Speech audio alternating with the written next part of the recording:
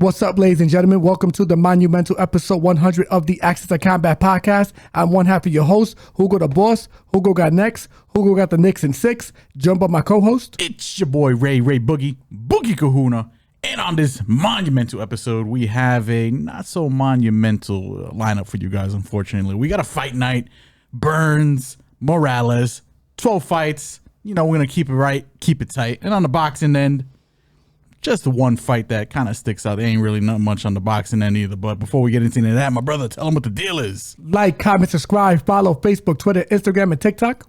Everybody enjoying the visual portion of this podcast, don't forget to like, comment, subscribe, and hit that notification bell to stay up to date. And for all of our audio listeners, Spotify, Apple, Google Podcast, you already know. First fight on the card at men's featherweight, we have the controller, Connor Matheus, going one-on-one with the debuting, the Cuban problem, Yadier DelValle. Matheus, 7-3 overall, fighting out of Fall River, Massachusetts, 32 years old. DelValle, perfect, 8-0, fighting out of Houston, Texans, but repping Cuba, 28 years old. Not the greatest fight in my opinion. I don't want to sound like a, huge Connor Matheus hater. If you listen to the podcast before, we're 100 episodes in.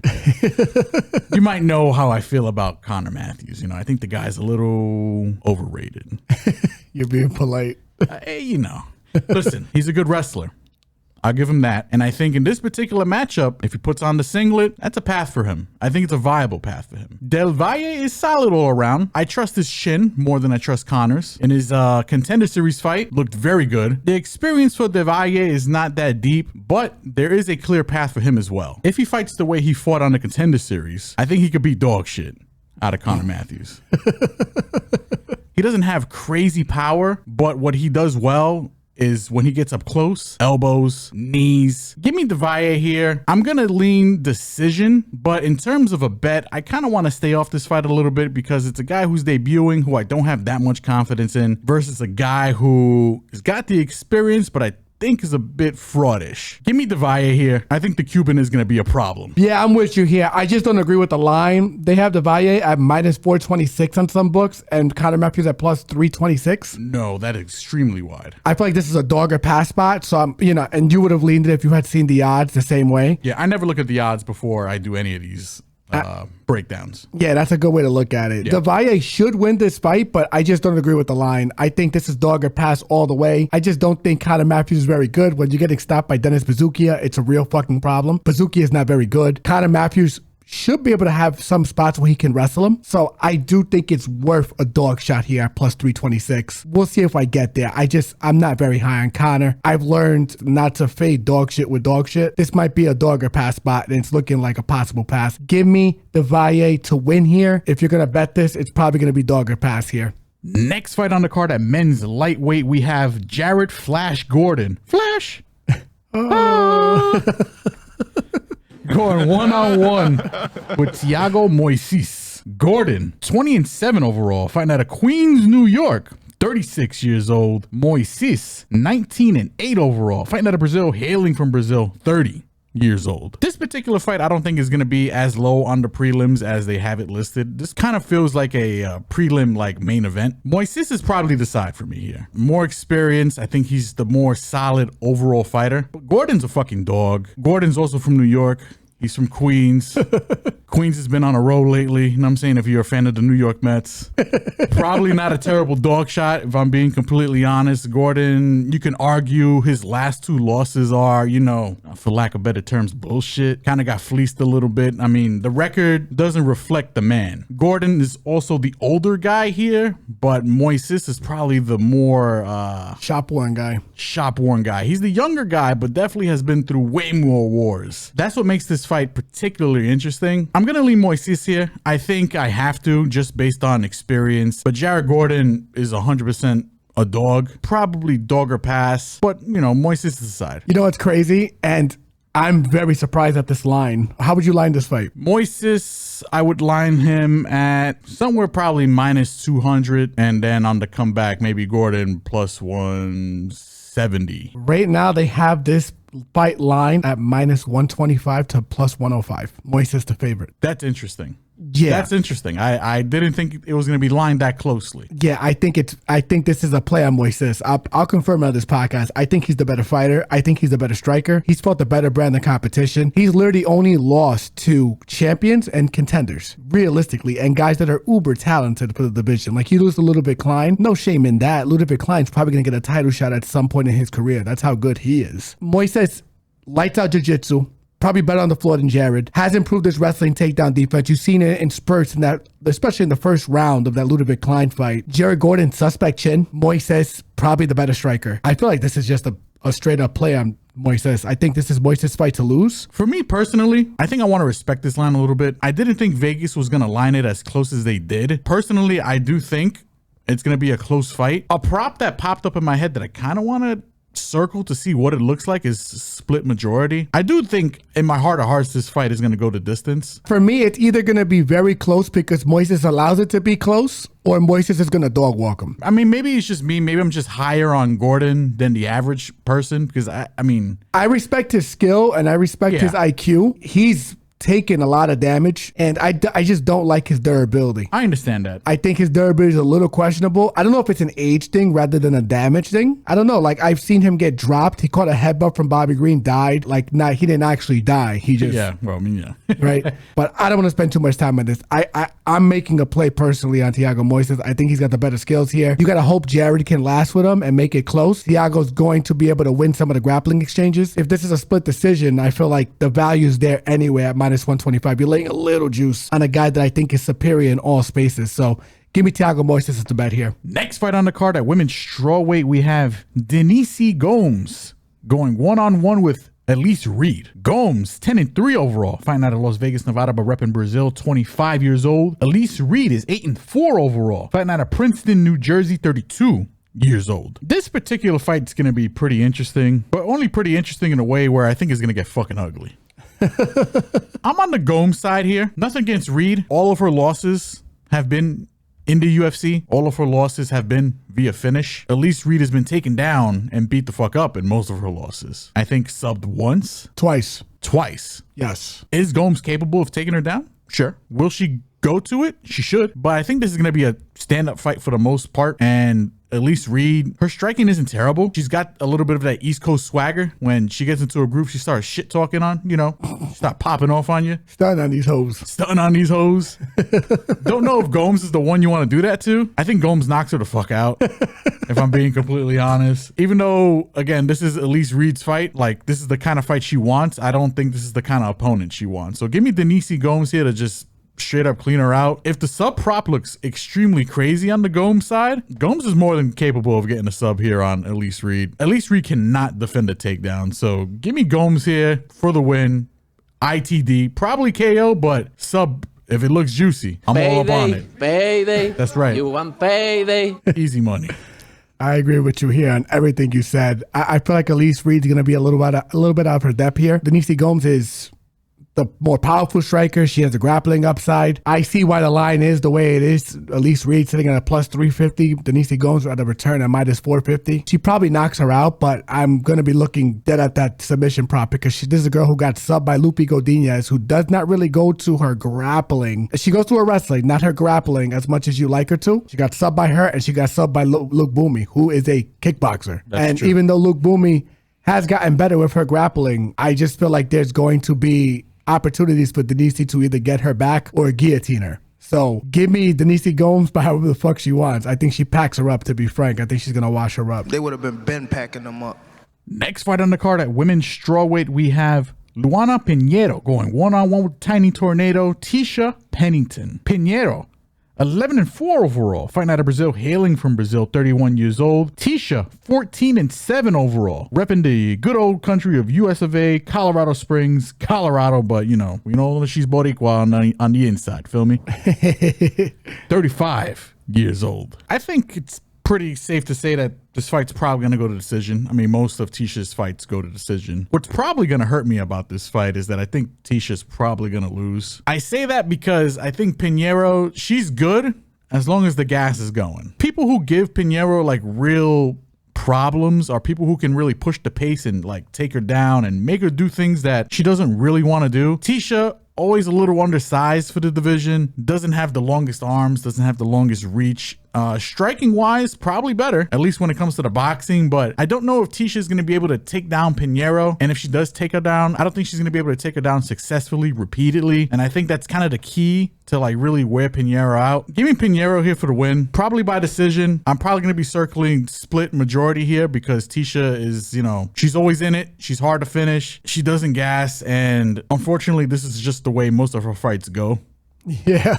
You know, but Pinheiro's the side for me. If you had to line this fight, how would you line it? I'm not an expert Vegas capper here, but I think I'd line Pinheiro as the favorite. I think I'd make her minus like 175 and then Tecia Torres a plus 150. So I'm on your side here, and you're going to be a little bit blown away by the line, which is why I wanted to ask you this question and for the viewers to hear this too. And this is why we do this, and you got to find value in sometimes when you're betting and when you're looking at lines and what jumps out at you. This is a fight that jumps out to me immediately when I see it. This is the first time I've seen it. They have Pinheiro lined at plus 300.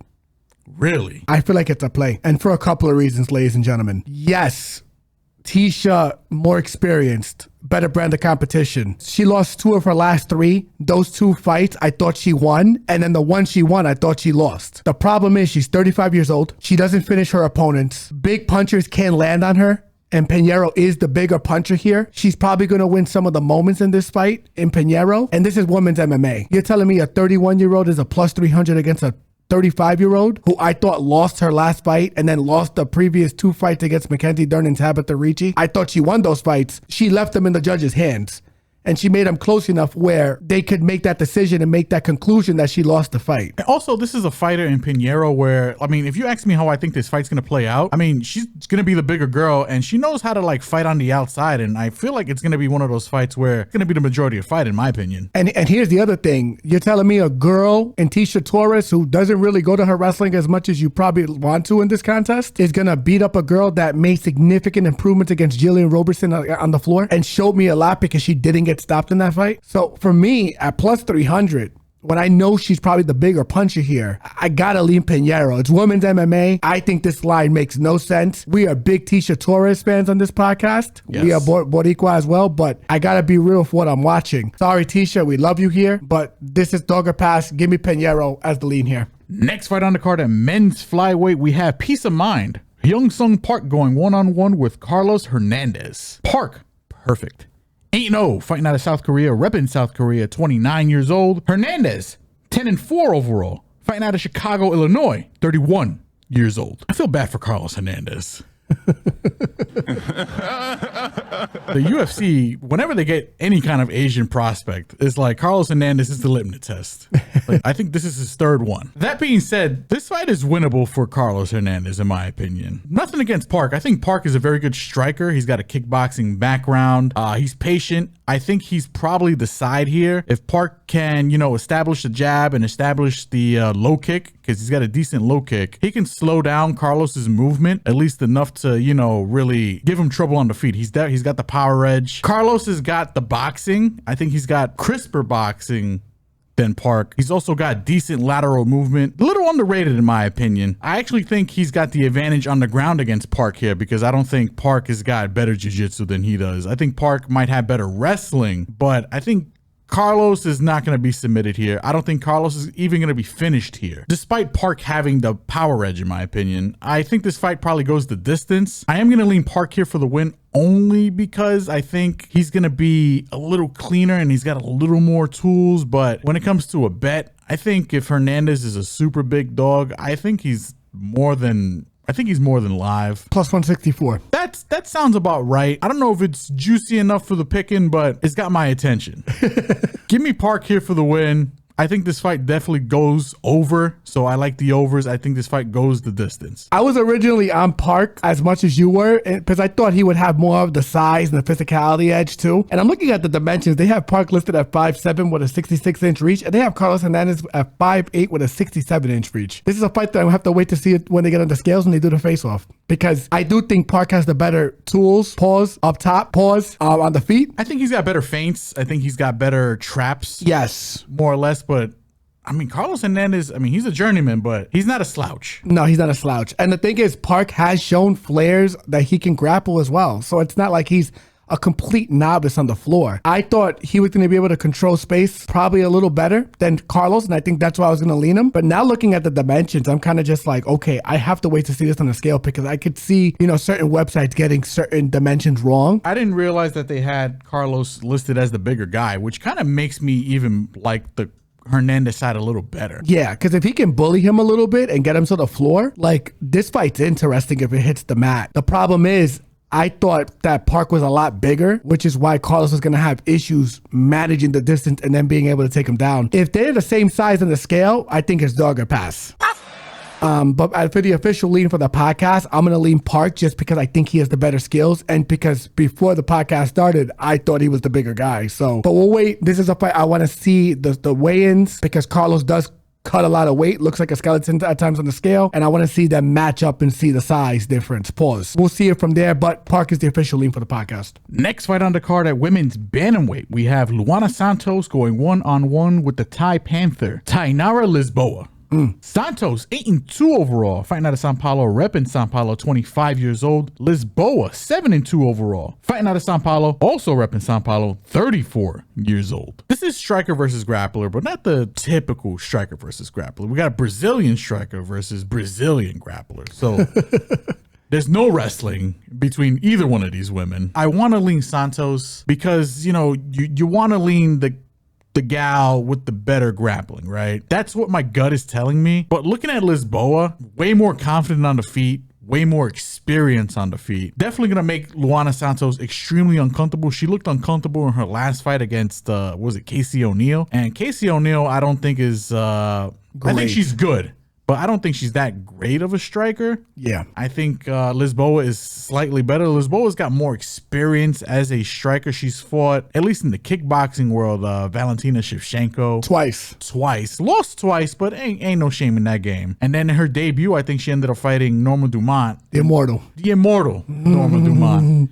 Got subbed there, but, really hasn't had any kind of crazy blemishes after that, I kind of want to pick Lisboa here. She didn't look that terrible when it came to wrestling defense and grappling defense, especially against the cage. But I don't think she's fought anybody of Santos's caliber either. Santos does have some tricks, does have some trips, does have some sweeps. I go back and forth. This probably should be a pick'em. I don't have any extreme confidence on either side here. Give me tentatively, I'll take Santos, but I got a feeling I'm gonna flip and probably take Lisboa here. That's all I got. So yeah, your hunch was actually correct. This fight is a pick'em, and I think Lisboa probably should be the favorite, to be frank. I think she's much more competent on the feet. She's technically fought the better brand of competition. She controls space pretty well. I don't have too much faith in Luana Santos's entries with wrestling. Unless she's getting on the inside in the clinch and she's getting the head and arm throw. Lisboa's not a novice in the clinch. I feel like this is Lisboa's fight to lose. It's a pick'em because of the UFC experience. I get it. If you're asking me from the tape, I feel like Lisboa is the side here. It's a high variance fight for a lot of reasons. If I had to play it, it's going to be Lisboa, but my advice to you guys is probably to stay off of it. We'll see come close to the fight time how this line shakes out, but I gotta lean Lisboa here. Next fight on the card at men's lightweight, we have Super Sodiq Yusuff going 1-on-1 with the legend Mairon Santos. Yusuff 13-4 overall, fighting out of Maryland but repping Nigeria, 31 years old. Santos 15-1 overall, fighting out of Vegas but repping Brazil, 24 years old. I'm on the Sodiq side in this fight. I'm a big fan of Sodiq. Very good fighter, very underrated fighter. He's moving up to lightweight, which I think is probably a good thing for him because the only question I did have about him is how's his chin? Yes. I don't want to say he has a historically bad chin, but the way he lost his last fight, that was rough. Yeah. That was pretty rough. I mean, granted, it aged well, right? Because Diego Lopez just contended for the title shot. I made a lot of money on that fight, as you know. And that was the easiest ticket I've ever cashed for 5 units with him finishing him within the first minute, which is... Yeah, you were on it. Insanity. So I didn't even see it going that way, though. I'm also a fan of the Mairon side. I think Myron's a little underrated. Mairon also moving up in weight. So this is pretty much a featherweight fight taking place at lightweight. This is a decent bounce back fight for Sodiq. I think Mairon is good, but I don't think he's got a comparable skill set close to Sodiq. Maybe the boxing, but that's just about it. Maybe. Sodiq is just a high IQ fighter, smart fighter. I think he'll mix it in. I think he'll mix it up. Give me Sodiq here. This feels relatively like an easy pick for me here. I don't know. And apparently he's the dog, which is actually kind of insane when you say that out loud. But yeah, give me Sodiq here for the win. Yeah, I'm with you here. Sodiq has a clear wrestling upside in this fight. Mairon did not look comfortable or as comfortable as I thought he was going to look against Francis Fire Marshal. I did edge the win for him. It was a very controversial decision. Francis was getting him down and not doing anything with the positions. He wasn't advancing. He wasn't landing damage. Mairon was winning the striking battle on the feet and didn't even land the damage from the bottom. So for me, when you're wrestling someone down and you're stalling, you're not winning the fight. You're just stalling, right? A lot of people online played Francis Marshall and thought he won. Sodiq is a guy who I think this weight cut favors him a little more because he is a big block of muscle. He's gonna benefit from not depleting his body. This is a guy that I think he knows he has a clear grappling edge on because he can wrestle. Listen, I'm looking at it like this. It was a pick'em fight against Diego Lopez. That's how highly people thought about Sodiq Yusuff. So now you're telling me he's a dog against Mairon Santos, who showed he can't out-wrestle Francis Fire Marshal? This is dog or pass easy. Sodiq Yusuff is definitely going to be a play on the night. Definitively. Next fight on the card at men's featherweight, we have Julian Erosa, a.k.a. Juicy J, going one-on-one with Mykal Costa, a.k.a. Melk Cothi. Erosa, 31-11, fighting out of Yakima, Washington, 35 years old. Costa, 23-7, fighting out of Brazil, hailing from Brazil, 28 years old. How many fights is this for Costa this year? This has got to be his third fight, I think, right? He's super active. This man is extremely active. Taking on an opponent in Erosa here where I think this is winnable for both guys. I think this fight probably ends in sub. Erosa's chin. Oof, that's Pam. Very sus. I think Costa probably takes a better shot, but I think he can be knocked out as well. Both guys very capable on the ground when it comes to the submission games. I'm just going to lean the younger, more active, way more active guy in Costa here. I think Costa got underrated power, faster hands, and in general has looked sharper than Juicy J has lately. I don't have the most extensive breakdown for this one. Nothing against Juicy J. I like the guy. I love him. Decent nickname. Yeah. Great name. Can't hate the name, but I think Costa's going to juice him. He's going to juice Jay. Yo.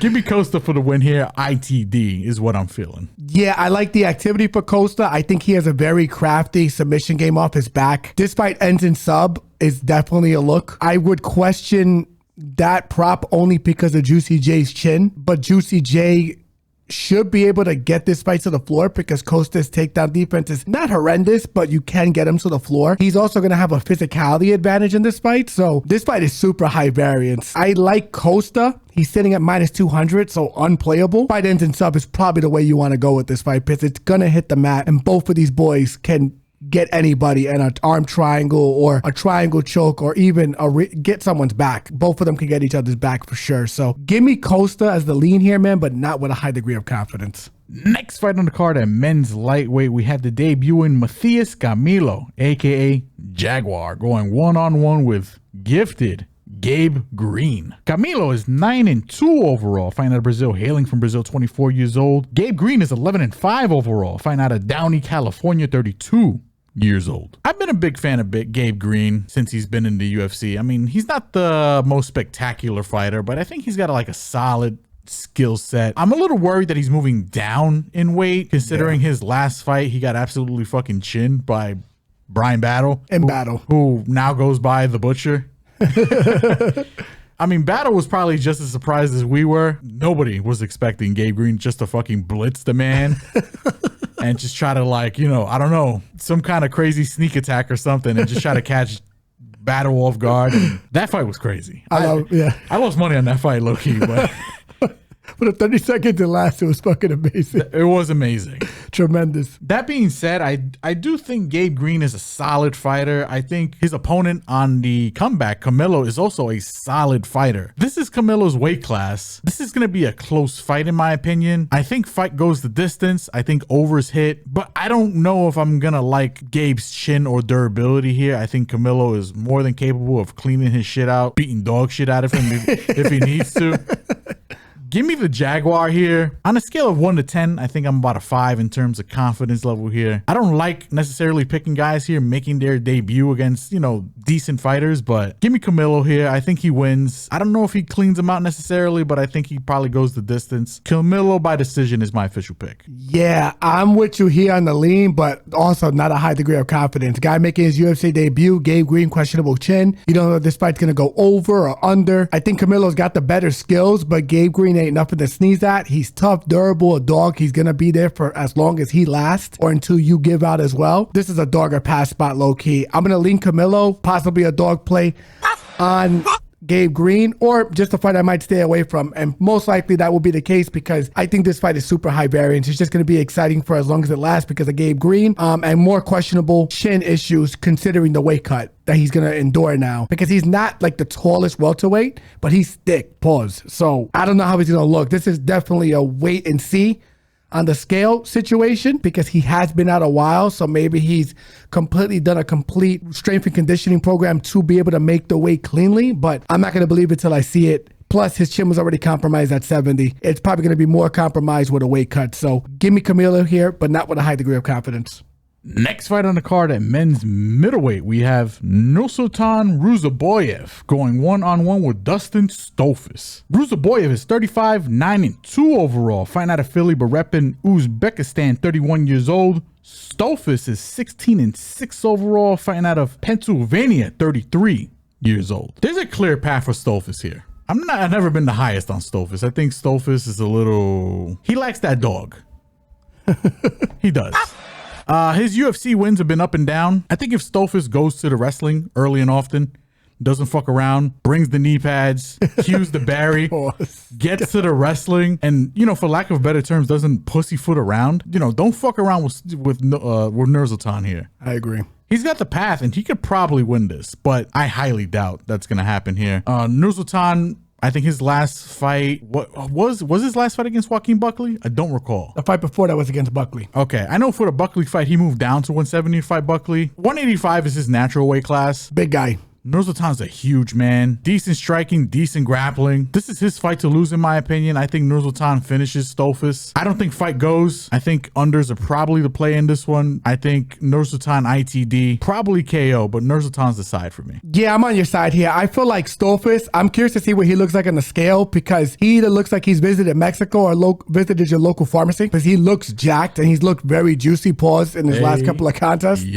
He has rerouted how he goes about fights. He has developed a little bit more of a fight IQ. At the end of the day, this is Ruziboev's fight to lose from a skill standpoint. He has decent scrambles, not the best takedown defense, but he has decent scrambles to get back up to his feet. He's huge for the weight class, pause. He's by far the better striker, goes to the body, knows how to keep you on the outside. I think he gets it done as well. I think he knocks him out. Give me Ruziboev by knockout here. We'll see how everything shakes out close to the fight time in terms of how Stolfus looks on the scales post-USADA, as well as how Ruziboev is talking this week and how he's doing. Ruziboev is the side and possibly the play in some way, shape, or form. Next fight on the card at men's light heavyweight and is currently constituted the co-main event of the evening. We have the Bear Jew, Paul Craig, going one-on-one. Is a crazy name. Going one-on-one with Rodolfo Bellato, a.k.a. Trato, which I think is Tractor, probably. Tractor in Brazilian. I think you're right. A lot of guys like to be called the Tractor in Brazil. Hey, man, more power, I guess. Paul Craig, 17-9-1 overall, fighting out of Scotland, repping Scotland. That's my best Scotland accent. 37 years old. Bellato, 12-2-1 overall, fighting out of Brazil, hailing from Brazil, 29 years old. I don't know who's going to win this fight. This fight is going to be a shit show. The unders have to hit in this one. If this fight goes to the decision, something went terribly fucking wrong. If you like the Paul Craig side, you know the deal. Hit that submission. If you like the Bellato side, you know the fucking deal. It's got to be KO. Right. This fight does not go. Somebody's going to die. I feel like I want to take Paul Craig here. I'm with you, bro. I feel like I do. Oh my goodness. Like everything's telling me to pick Bellato here. He's the younger guy. He might actually have some grappling upside as well. But Paul Craig moving back up, by the way, to 205. He's not depleting his body, low-key. Yep. And this fight just seems kind of spicy in general. This is dog or pass. Fuck it. Give me Paul Craig for the sub. Paul Craig for the win. Give me the Bear Jew to take out the Brazilian. Yeah, I'm with you here. And I'm with you because I have a lot of questions about Bellato. This is a guy who got his fucking face smashed to pieces by Ihil Pretoria on the floor, got fucking pieced up. And he makes questionable decisions in there. I don't trust his fight IQ. I feel like he might shoot on Paul. I really do. Like, I don't know what it is in my mind, just based on the fight footage. He might try to take him down. And he's fucking insane for doing that. He might just panic, grapple him, and just try to take him down. Because Paul's gonna pressure him. He's gonna land shots. He throws the overhand. He wants you to wrestle into him and or hit him so he falls on the floor for you to fall into his guard. And I feel like Bellato is kind of dumb enough to follow him into his guard. It's not the shit on the guy. It's just I question his skill level considering the brand of competition. I've seen who he's almost gotten beat the shit out of, and I'm not very high on that level of competition. This is the biggest name he's fought. And this is a guy who, in a silly manner, I feel will take Paul Craig down for whatever reason or the other. Now, I'm with you there, but I mean, Bellato is fully capable of just fucking going unga bunga and going Hulk smash on fucking Paul Craig too. Yeah, I'm with you. I just feel like, you know, when you're trying to take down Jimmy Crute in the first round when he's not tired, it's not necessarily the best path to victory. That fight went to a draw. And Jimmy Crute, that win or loss for anybody is not aging well right now. This is dog or pass all day. Paul's fought way better fighters than this guy. Dog or pass, Paul Craig submission. Scotland is back. Drew McIntyre is proud. Let's get it going. We back, baby. Next fight on the card, and is currently constituted the main event of the evening, we have Gilbert Burns going one-on-one with Mykal Morales. Burns, 22-8 overall, fighting out of Boca Raton, Florida, but repping Brazil. 38 years old. Morales is perfect. 17-0. Fighting out of Tijuana, Baja California, Mexico, but repping Ecuador. 25 years old. This fight saddens me a bit. This is Mykal Morales' fight to lose. This fight will definitely tell you how and to what extent Gilbert Burns is washed. I think he is 100% on the back end of his career. I do think he's a bit washed. I don't want to see him get beat up. I do think he's going to have a hard time taking down Mike Morales, who's the bigger guy and has decent takedown defense himself. And when it comes to the striking, Gilbert Burns does have power to clip Morales and make it interesting, but Morales got the faster hands, just as powerful, maybe even more powerful. I think punch for punch. And I think he puts his punches together better, to be frank with you. Yeah. No disrespect to Gilbert. I think he's going to knock Gilbert out, and it's going to be like watching your dad fall down a flight of stairs, unfortunately. Breaks my heart, man. It's going to be rough. Give me Mike Morales here in a 5-round fight to find a finish on Gilbert Burns. I just hope he puts him down easy. Yeah. It's sad.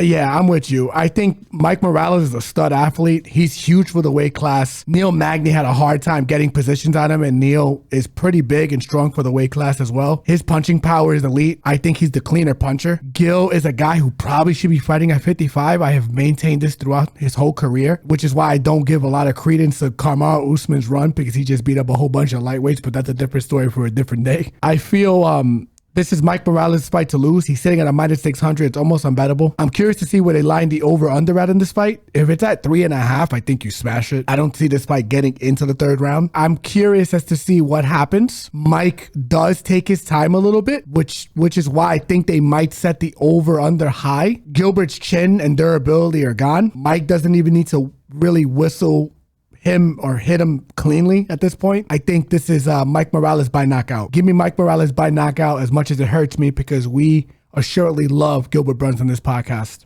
And that does it for the UFC/MMA portion of this podcast. We're going to move right along to the sweet science, and we only have one fight in particular to cover, and it is on a random Hollywood Fight Nights card being broadcast by UFC Fight Pass. Don't know the promoter, but I do know the fighters. We have Serhii Bohachuk going one-on-one with Mykal Fox. Bohachuk, aka El Flaco, 25-2 overall, fighting out of Los Angeles, California, but repping the Ukraine. 30 years old. The Professor, Mykal Fox, is 24-4 overall, fighting out of Upper Marlboro, Maryland. 29 years old. Yeah, this is a tough fight for Mykal. Let's get on the positives for Mykal. Good head movement, good feet, good decision making in general. The problem is this is a fight where he doesn't have a ton of power, and he's going against a guy that has only been stifled, slowed down, and or stopped with power. Bohachuk is a dynamic puncher, fights super Mexican style because he's training out of California, even though he's Ukrainian, so +5 on the durability, as my good brother would say. I just feel like this is a fight where Bohachuk is going to be able to get downhill on him and downhill fast. Mykal Fox only has 5 knockouts in his 24 wins. He's lost 4 fights, and of the fights that I saw,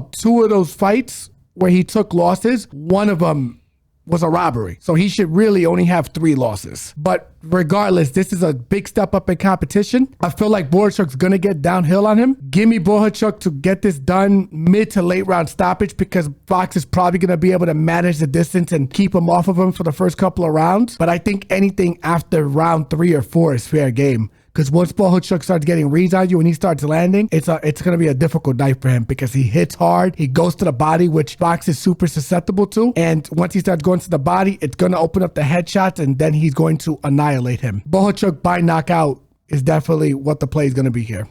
And that does it for our combat coverage for this episode 100.